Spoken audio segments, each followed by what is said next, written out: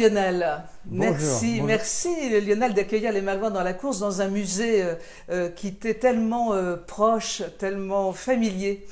Lionel, capitaine à bord des bateaux qui ont une histoire qui remonte à 500 ans, parce qu'avant il y avait la marine à voile. Tout à fait, c'est 5 siècles d'histoire, mais c'est énorme. Et alors, la discussion, c'est toujours à dire qui a découvert Terre-Neuve, qui a découvert Terre-Neuve. Alors, on a cité beaucoup de gens. Et puis, finalement, il y a moins d'un siècle, il y a des avions en passant au-dessus au nord de Terre-Neuve, et ils ont aperçu une grosse tache verte. Et ça les a vraiment interrogés. Et de ce fait, ils ont fait des fouilles et ils ont trouvé un village viking qui était enfoui avec des bateaux en construction et tout. Ce qui veut dire eh bien, que c'est l'époque d'Éric le Rouge, certainement un de ses fils, qui a découvert Terre-Neuve pour la première fois. Alors, en ce qui concerne les Français, il faut se dire, on est Français, ils ont été au XVIe siècle, ça c'est le passage de Jacques Cartier à Saint-Pierre, etc. Mais moi je dis, c'est plutôt le XVe. Pourquoi? Parce que en 1506, Jean-Denis de Honfleur avait fait une carte des bancs. Et pour faire une carte des bancs, eh bien, il faut déjà avoir exploité les bancs pendant pas mal de temps. Et ça, c'est la plus belle preuve qu'on a, c'est les cartes de Jean-Denis. Alors après, bien sûr, il y a eu la grande épopée de Saint-Pierre et Miquelon.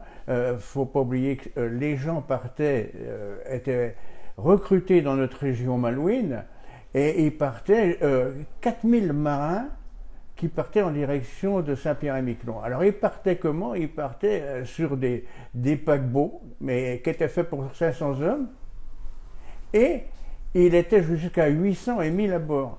Et lorsqu'il arrivait à Saint-Pierre, c'est 4000 marins qui arrivaient d'un coup pour armer la flotte Saint-Pierraise qui était là, qui avait jusqu'à 280 navires qu'il fallait armer.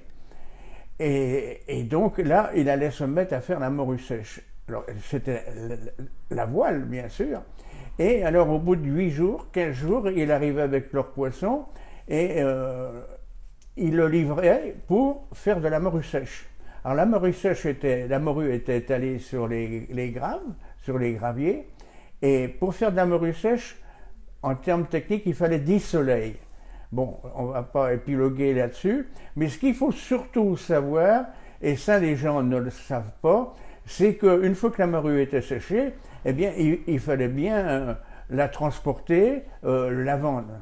Et donc ça a été un rôle que peu de gens connaissent, le rôle des chasseurs.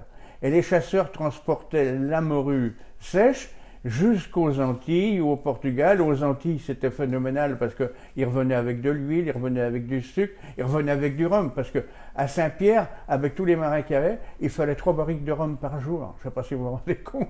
Enfin, c'était la grande époque, la grande épopée. Malheureusement, on a été beaucoup endeuillés. C'est pour ça qu'à Saint-Malo, on a érigé un monument. Rien que en 1898, il y a eu 267 disparus. Donc ça a été l'époque épouvantable. Et puis après les Doris, 1935, eh bien en 1935, il y a eu 75 Doris à disparaître. Lionel, c'est très émouvant tout ça, toute cette épopée. On va te retrouver dans un prochain numéro et tu vas nous donner les qualités pour faire un bon capitaine. On se retrouve très très vite. À tout de suite. À tout de suite.